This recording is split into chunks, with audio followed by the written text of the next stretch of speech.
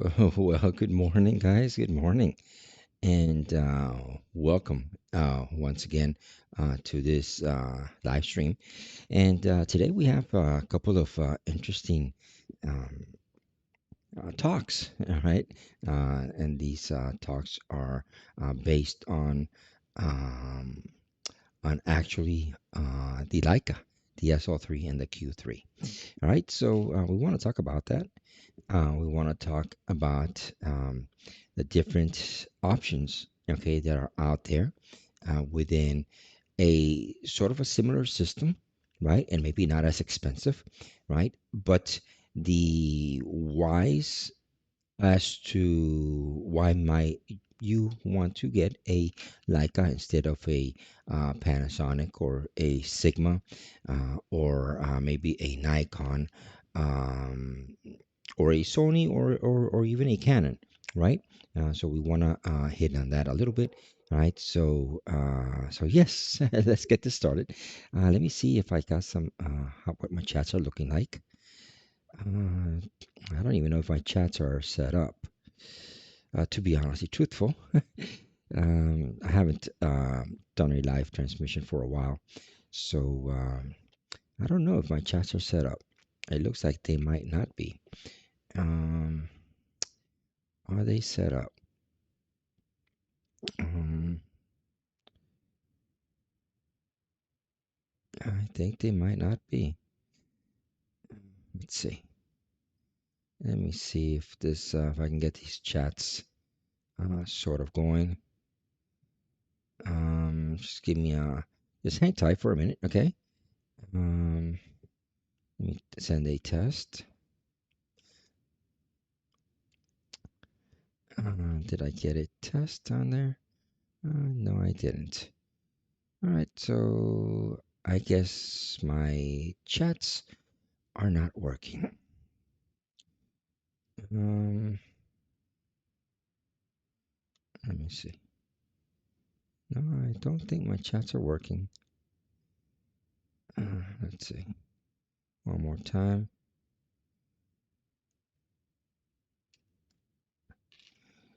Nope. All right, so yeah, so my chats are not working. Okay, so we'll just have to do without the chats. I can't see if you guys are sending me something or not. Maybe I can. Maybe I can. Maybe I can. Let me do this way. Um,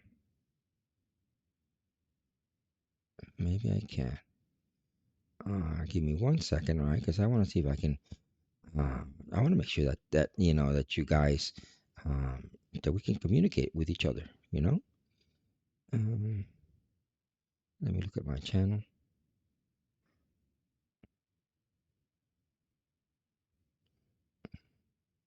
So what I'm looking for. So, anyways, wow, I can't seem to find my channel. Um, let's see here. Let me go to my studio. See if I can come up this way. Let's see if I can go to my live stuff. Content. Let's see if I can go to my live stuff. If it's coming up. Yeah, my live stuff is coming up. Okay, definitely. So I just want to make sure that I can see it. Okay, let's go back and let's all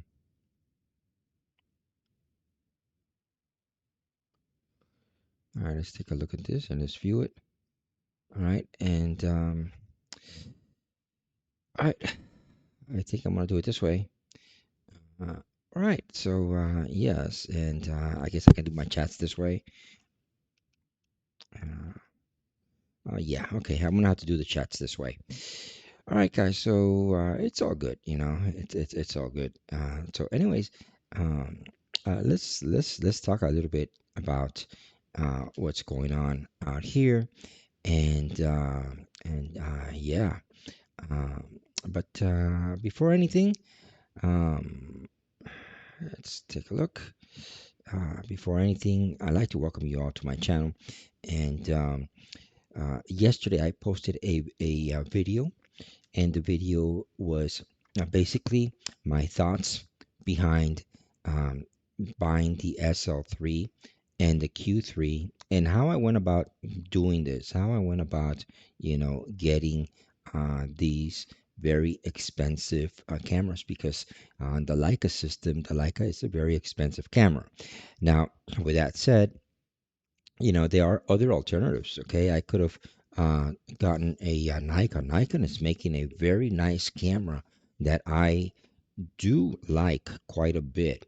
Um, it has its drawbacks, but it's so close to what Fuji is and what it used to be, and now Nikon, it's sort of stealing that position, all right, that Fujifilm used to have. The last time that it had it was with the XT4, and that is the new full frame Nikon. Um, I want to say it's the ZF. It's their naming scheme. ZF is the full frame. ZFC is the APS-C.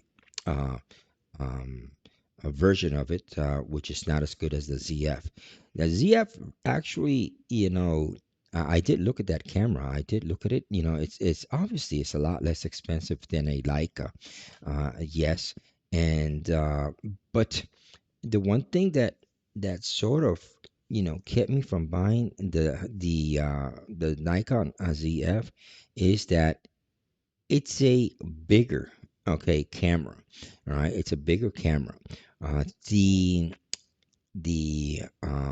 SL3 compared to the ZF, it's so much smaller. It's much more better balanced. It feels better on the hand. Um, and as you say, when I say it feels better on the hand, should really be more specific. All right, it feels better on my hands. All right, I don't have super big hands. All right, and so for me, the the handling of the Q3 was so pleasing for me. All right. The SL3 also is substantially smaller than the SL2 and the SL2S, all right, which is the previous version of the full frame that Leica has. Now, on the other hand, I looked at the Panasonics S 52 and the X 52X, but those cameras are are definitely cameras that just don't hit the mark for me, because they're very, when you hold them, they're very plasticky. Uh, they feel uh, cheap. All right, and I'm sorry that I have to say it this way, but they feel cheap um, uh, in the craftsmanship, how they're used, how they're using it. Now, yes, you know, a lot of people will say, "Oh, that's a whole lot of baloney, a whole lot of this," and there's two ways to see this. All right, there's actually two ways to see this. One is, if you are buying a camera to do commercial work, right? If you buy a camera to do commercial work, then obviously the most important thing is the specs and how that camera works. But I don't do commercial work with these cameras. All right. I don't use these cameras to do commercial work. All right. These cameras, I use them to do my recreational hobby, which is photography. Photography for me is a hobby, it's not commercial work. Cinematography for me is sometimes, all right, is commercial, and then sometimes it's just hobby, right? And so, as a hobbyist, which is what I consider myself most, a very avid hobbyist, right? I want a camera that gives me, motivates me, makes me feel, good. Okay, makes me feel better. All right. And so these are the reasons, and they are enough reasons, all right, to be able to say, hey, you know what? Yeah, there are definitely reasons for me to pick up, like you see right here, the SL3, all right, and the Q3, that is, right? But then on the other hand, right, I've got to look at, um, I got to look at other things. Let me do a quick check here, a real quick check. Yeah, no, no, no, my transmission is okay. I had to take a look and see, make sure that my transmission was fine. Another thing also is that with any system that you get, right, which whatever system you get, you also have to look at not just the body, you have to look at the quality of glass that's available and how much these lenses are going to cost, because the glass in reality is more important than the body itself. But here's the deal, okay? Here's the deal for me, right? Here's the deal. You can get a beautiful camera like and let's use this as an example, like the Panasonic S52 and S52X, which in the market is a really really good value for the money. It's extremely good value for the money. But then what good is it if you have a camera that, let's say, is around $2,000, and then the rest of the lenses are mediocre, or they end up being super heavy, or when you put him on the camera itself, it doesn't it doesn't retain a well balanced camera, right? And so, yeah, okay, there are some guys that the only thing they do is they buy the camera and they put it on the tripod. They're not carrying it around with them, because the only thing they're doing with the camera is maybe streaming, okay? They don't even do photography with it. All right, they actually just do use it for streaming, and that's something completely different to where how I am going to be using the camera. All right, the camera that I'm using, what the ones that I choose, and the one that anybody chooses, right, should be a camera that if you're carrying it, if you have the camera with you and you're carrying it for 3 hours or 4 hours because you are traveling and you're taking photos of things and memories that you are actually going to, right? It should make you feel, after carrying it for 3 hours or 4 hours, it should not make you feel tired. All right. And so this is why I have narrowed a lot of my stuff. And the first thing that I did, okay, was to select a camera that would fit into my new backpack. This is my new backpack. All right. This is a Toomey. All right. As you can see right here, it's a Toomey. It's not big. Look at that, guys. All right. It is not a big backpack. All right. It's very small. All right. I'll give you an example compared to my coffee cup. Look at the backpack compared to my coffee cup. You see, it's not big. It's not big at all. All right. So this little backpack that you see here limits me, all right, to how much gear I want to carry with me. And it's very comfortable, very, very comfortable when I put it on my back. And so, what exactly do I carry in my backpack when I want to travel? When I want to travel? Well, for one, I'm definitely taking this laptop. This is the Yoga, all right? This is the Yoga 6, right? I got the Yoga 9i also. But the Yoga 6, the reason why I like the Yoga 6 over the 9i, which is a better laptop, is because it has more ports. This even has a micro SD card, right? So as a 14-inch, you know, fits perfectly in here, right? So I carry this. I carry these headsets that you see here with the microphone. I used to have the, carry external microphone or a wireless microphone, and it started getting, more complex. And if you can see that, you can hear the audio from here. It's good enough, right? It is not the highest top quality of a sensor microphone, but because I use OBS, I do all kinds of compressions and I have it set to where it sounds very pleasing for me, right? It sounds very pleasing for me and it sounds very well, right? And so, with that said, right, I have now in this backpack my laptop, and now I'm gonna take with me the SL3, right? And one lens. All right, one lens I'm gonna take with me. I'm not gonna take three or four lenses. I'm gonna take one lens. All right, and that lens is going to be the lens that I think makes the most sense, right? It will be a zoom lens, right? A zoom lens. Uh, and the reason that I chose a zoom lens, a 2.8, I'm choosing a 2.8 lens, is because I don't want to be changing lenses. All right, I don't want to be changing lenses. I'm not doing portfolio work. I'm not doing stuff where I need to be in the really super low light. For that, I have my Q3, and that's the other camera that I'm gonna have. Why do I have two cameras? Well, if one camera um, is for whatever reason stops working on me, I still have a backup camera.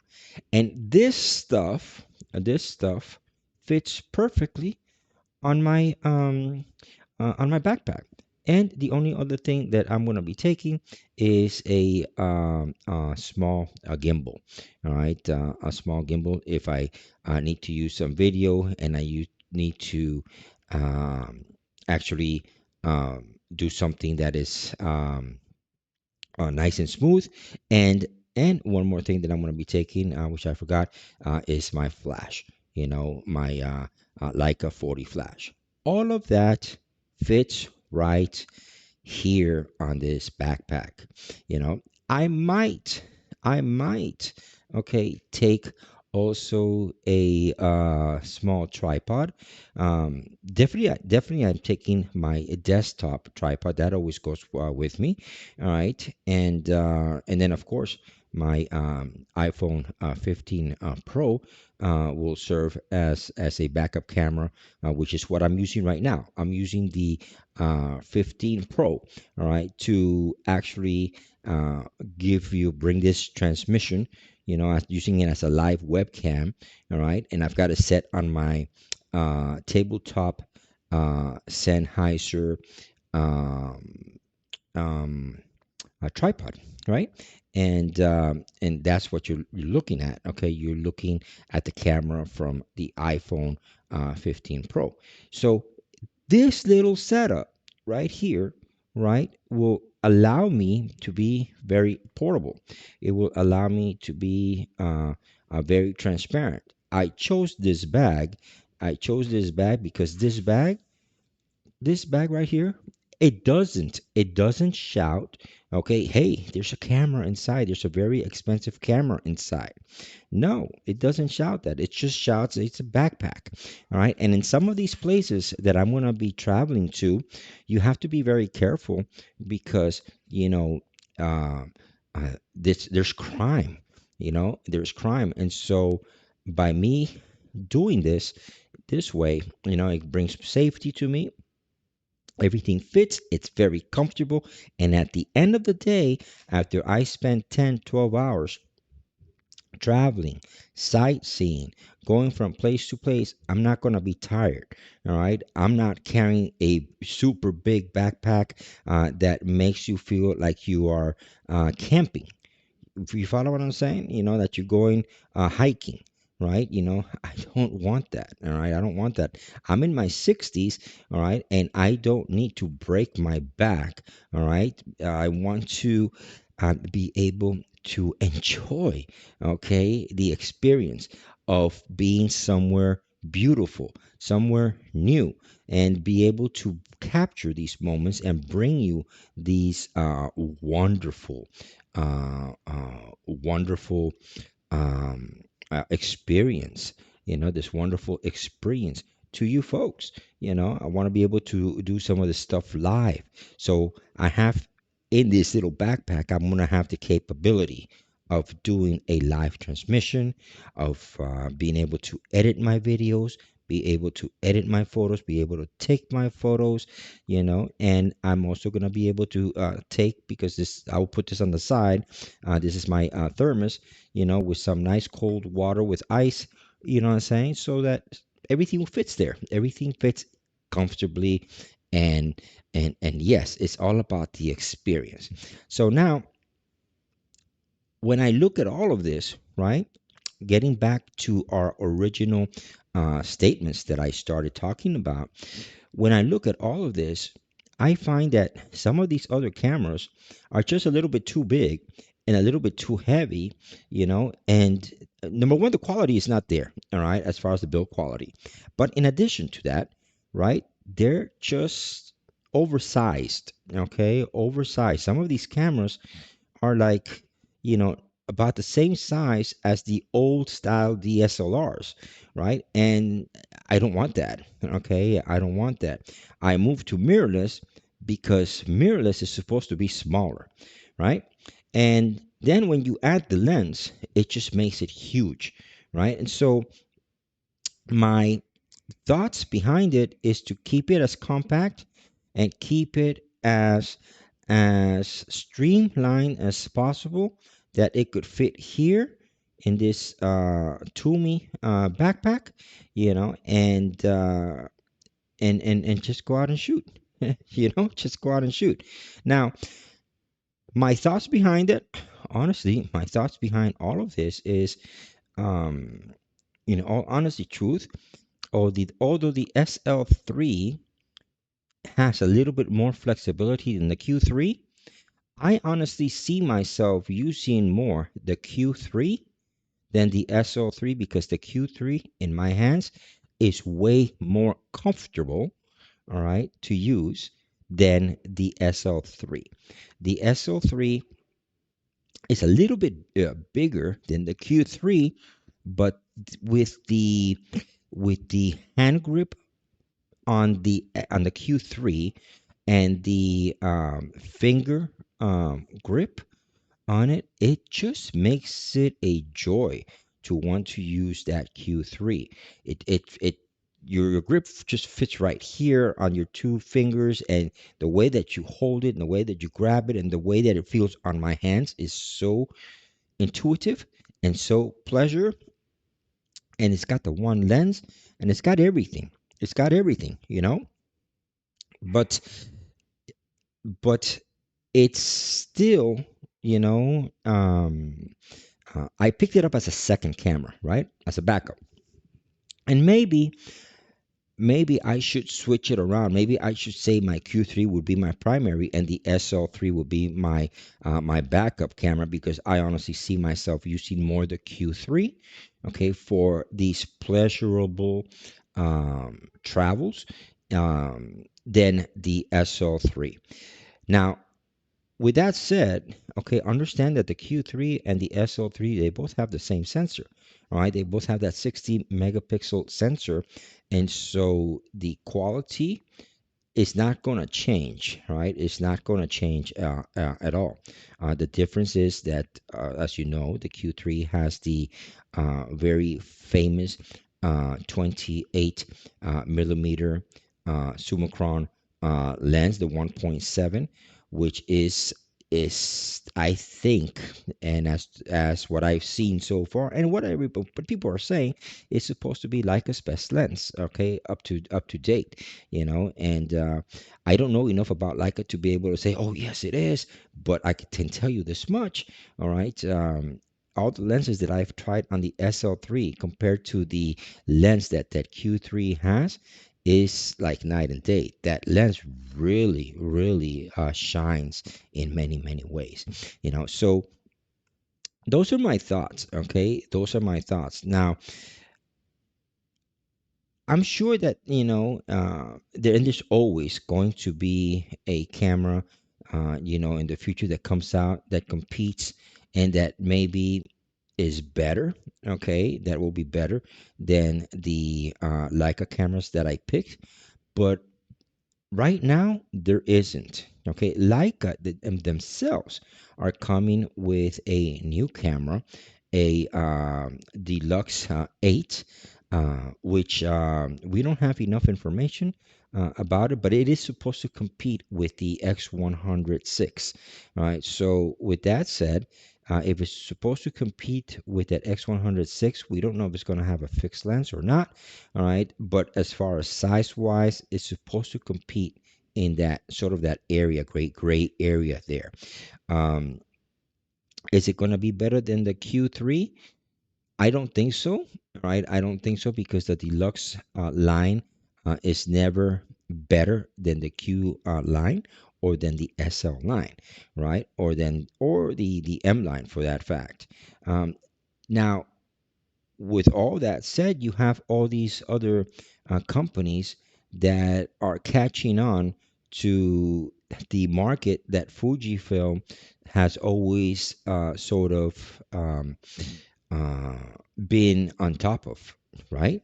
And that market, okay, is um, the retro style, old style, whole bunch of switches on the top, like the XT series, the Fujifilm XT series. Until recently, Fujifilm was the only one that had that style of camera, and then all of a sudden Nikon uh, wanted to compete in that market because they saw, okay, that people wanted that sort of camera, and they came out with the ZFC. That was the first retro style camera that was mirrorless, right? That Nikon produced, and then afterwards they produced the ZF, right? Um, but with that said, okay, you've got camera companies. Sony's supposed to be coming out with a camera that's supposed to compete with the X100 6, and so is Canon. All right, and so these are rumors that I've heard and that I have seen, right? And so take it as a grain of salt. It is a rumor. I cannot tell you more about it because I don't know enough about it. But with that said, I think that the choices that I have made are choices that are very um, prominent, right, and very fitting to how I'm going to use the camera. So if we take a look over here real quick, all right, here this here is the SL3. Now you see all those lenses right next to it, all right, are for the SL3 for the SL mount. These are all for the SL mount, all right. So when I had to choose, okay, when I had to choose what lens, by the way, the camera right there has the 24 to 90. That is a $6,000 lens, $5,995, so that you understand that. All right. On the top, let me see if I bring my mouse, maybe you'll see the mouse over here. I think you can see the mouse. Okay, yeah, you see the mouse right there, right? Okay, that's a 24 to 90. Now this is a 35. Okay, this is a lower end lens. Okay, this lens here is made in Japan. It's not made by Sigma. All right, it is designed and by Leica in Germany, and it is assembled and built in Japan. This lens here, the 24 to 90, all right, is built in Germany. This one is built in Germany. They have a 24 to 70, which is the lens, one of the lenses that I bought.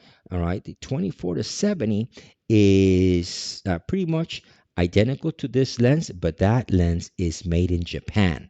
All right, this here, this Leica, all right, it is these are the APO lenses. right? If you look at the size of this lens compared to this lens, it's a huge difference. But this whole lens is solid metal. This whole lens is designed in Germany and made in Germany. Now, these lenses here in the back, okay, these here, one, two, three lenses, not these here, okay, but these right here, all right, these are M mount lenses, which you can use on this Leica, and obviously you can put the adapter. This is the converter from M mount to L. The difference is, and you see, and you can see the contacts right here, right? Okay, the difference is that all of the M mount lenses are manual lenses. The only thing that it actually brings over to the camera is information, all right, as far as the size of lens and that sort of thing. But these lenses, if you ever pick a lens that is an M lens, you're gonna end up with a camera that is your lens actually is manual. All right, these here, these two lenses right here, okay, are R mount lenses. All right. I take that back. This lens is R mount. This is not. Okay. This is an R mount lens, which is a lens that you can use also with the Leica with an adapter, but it also will end up being a manual lens. The only lenses that will retain the autofocus are the L mount lenses on these Leicas. Don't get me wrong, these lenses are very good lenses. They're also very expensive because they're Leica, and all of these M mount lenses are made in Germany. So is the R lens. All right. There are no M lenses or R lenses that are made in Japan. The only lenses that are made in Japan is the low end lenses from Leica. All right, like this one here, they have a 35. They also have a 50, which is identical in size as this. All right, those lenses are made in Japan. So is the 24 to 70 zoom lens. So so with that said, if you look at the size of those lenses, those size of those lenses will create a substantial weight, all right, a substantial amount of weight added onto your bag. So my idea is just to take one lens, because remember that you have the 60 megapixel function, which means that now you can crop. Right? So if I take my 14 to 35 lens, right, zoom lens, when I crop it, I'll be able to cover what we call most travel requirements. I'm not doing bird watching. I'm not trying to zoom from here to all the way down there. I'm not trying to do that. I'm trying to uh, have a lens that is very flexible for travel and keeping my backpack as light as possible. And this is, I think, is in my opinion, would be the best choice for that. So let me know what you guys think. If you guys have any suggestions for lenses, one other alternative that I might look at, but I just haven't uh, found the proper or the right lens for it, is I was looking at some Voigtlander lenses. Some Voigtlander lenses, those lenses are very, very well made. Okay, and they're very precise, but they're manual. Okay, they're manual, and I don't mind manual as a hobbyist, but not to carry it with me, but to maybe add it on to my new beginning as a Leica, um, um, as a person that is now moving over to the Leica system, right? Those lenses would be something that I definitely would be looking at to add on to my gear and keep them at my house. You know what I'm saying? Unless I'm going to go out and use them. Um, I don't think they are lenses for our traveling, because they're prime lenses, and a prime lens is limited. I think it has its limitations, right? I'd rather have a zoom lens, which is a little bit more flexible for traveling. Okay, for traveling.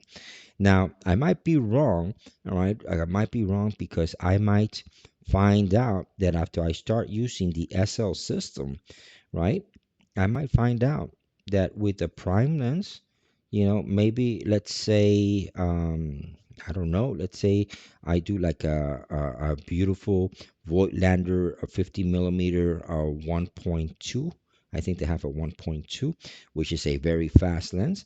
And with the features that the SL camera has for cropping, which I think turns it, and I'm just putting these numbers. I think it might be like maybe 70 and 90. I don't know. Okay, perfect numbers. I don't know, but I do know that it has the ability to crop it, one time and two times over, right? Um, it might be enough. Okay, it might be enough that with those two crops that I get, right, it um, gives me the ability to have a smaller lens because zoom lenses are also bigger, to have a smaller lens, right? And be able to have the reach and at the same time have a faster lens, and keep my camera a little bit more lighter. I don't know until I actually get my SL3 and I physically test like a Voigtlander lens, which is the only lens I would be looking at. All right, for the L mount, I'm not going to look at Panasonic. I'm not going to look at Sigma. All right, those are the choices of lenses that I would be looking at. Voigtlander, Leica, all right, are the two choices of lenses that I would be looking at. But give me your thoughts, okay? Give me your thoughts. Let me know what you think, and definitely, hit me up um, on the comments, and that way we can keep in touch. And yeah, if you are seeing this on later on in the day, and saying, please hit that thumbs up. And if this is your first time here, don't forget, guys, to please subscribe. Subscribe. That would help quite a bit because I'm trying to build a enthusiast channel here, one that is open-minded, that enjoys photography, enjoys cinematography, um, and wants to learn just like me because I am not a photographer by trade. I'm learning this photography, and but I love it. But I love it. I'm saying it's a nice hobby, um, and um, and yeah, I think I am going to be enjoying my trips. I was doing some research yesterday, just to before I close, just to bring a little bit more, okay, onto the table. I was doing a little bit of research yesterday, and I was looking at Thailand. I wanted to go to Thailand. The round trip airfare ticket, I think it's like around $1,800. All right, for round fare tickets. I was looking at uh, good places to go to Thailand, and Bangkok was one of them. There's another place that I saw which has a lot of temples, that sort of stuff. Uh, but the one thing that just kind of like I was like, oh, you know, was that, and that I didn't really know, right? Was that it actually takes to go from here, from Miami to Thailand, the quickest is 24 hours, like 23 and 50 some minutes, okay, a whole day. The average is 39 hours, right? That's like a whole bunch of days, okay, just traveling, all right, just to get there. And I'm like, wow. Sorry. I'm like, wow, maybe I should try somewhere closer first, before I make that huge, long distance travel. So, if you have any suggestions, let me know because my idea is to leave, okay, to leave Miami and go and take some beautiful pictures. It could even be local, you know what I'm saying, in the US. Um, but um, I want to be able to start this year. So I thought Thailand, and I do know that Thailand is very inexpensive to do things, because when you take US dollars out there, it goes a long way. But I just didn't think it was going to be that wow, that huge long travel. And also the other thing is I want to go to a place that is safe to go to. I don't want to go to a place where as soon as I jump out of the plane, I get mugged, and and they steal all my stuff. You know what I'm saying? So I sort of want to be in that safety, be in a place that is got that those safety parameters. You know, I've never been to Hawaii, all right, for travel, um, but and that might be a possibility, uh, but I don't know. Give me your thoughts. Give me your thoughts as to where, if I were to go to Thailand, what places you recommend if you've ever been there, or other places that you would recommend for me to go to start my travels. All right, and to start these wonderful photographies. I'm going to try to do three places, minimum two places per year. All right. And I want to do my travels anytime that I go travel somewhere, I want to be in that place 30 days, 4 weeks to 6 weeks in that place to be able to see everything, because you can't do everything. You can't really see stuff in 1 week or 2 weeks. That's I just don't think that's enough time. All right. So I want to spend 4 weeks to 6 weeks at any place, any given place that I travel to, and specifically go out to these beautiful sites, take memorable photos, videos, right, and post them here for you guys to see. All right, and that's where my channel is going to now, and what I'm focusing on having fun, relaxing, and bringing this fun and this relaxing memories, okay, to you folks via these means of social media, whether it's on YouTube, here, Instagram, Facebook. That's how I'm gonna do it. So, anyways, if you haven't subscribed, please subscribe.